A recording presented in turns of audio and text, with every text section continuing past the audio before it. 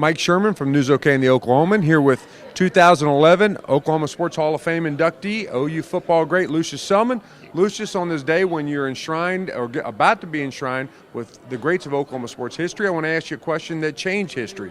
In 1970, you were about ready to go to Colorado and at the last minute chose to go to Oklahoma.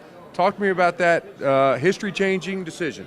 Well, it had been a grueling recruiting season. Number one, it was brand new to me, and I had no idea the intensity of it would be like it was. But Eddie Crowder was the head coach at the University of Colorado, and he let it be known that he was a graduate from the University of Oklahoma, and really kind of took a liking to him. My mother and father took a liking to him, and I went up to visit the University of Colorado and just kind of felt that would be the place I want to go. And I had verbally committed to Eddie Crowder that I was going to come to the University of Oklahoma, to the University of Colorado. And then right at the last, after I made that commitment, after he had left, my mother said, I'm okay with your commitment, but I would have liked to seen you be a little bit closer to home. So I had when she said that let me know that she wanted me to go to Oklahoma, and I switched out of that commitment and called Coach Chuck Fairbanks and told him I was coming to Oklahoma. Of course, the rest is history. Lucious goes to Oklahoma, as do his brothers Leroy and Dewey, and forming one of the greatest college football defenses of all time in 1973. You spent 19 years with the university, later as a coach, and really the legacy that you leave, not only on the field, but in leadership. Every time somebody talks about Lucious Selmon, the conversation turns around leadership.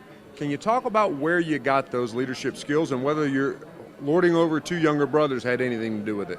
Well, I'll tell you, the leadership skills was truly nurtured as I was growing up. Mom and Dad were truly, in my eyes, great leaders, great in every aspect of life, because they had to be that way because of the number of children that were there at home and the lack of income, and we just had to know how to make ends meet. I saw them doing that, and then I had a opportunity was afforded me to play football, and it just seemed like it was just all in, a lot of people say it's all got to do with timing. It just seemed like the timing and everything was right. When integration set in there in Eufaula, I was going into the 8th grade, had an opportunity to play football.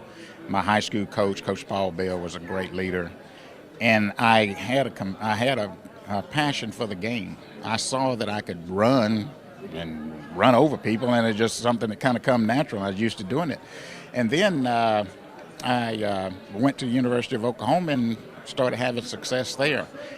And the biggest thing that I was concerned about, and I wanted to be a great leader, was for Dewey and Leroy, because I knew whatever university I went to, that was probably going to be where they went to. And I wanted that to be a good experience for them, just like it had been for me.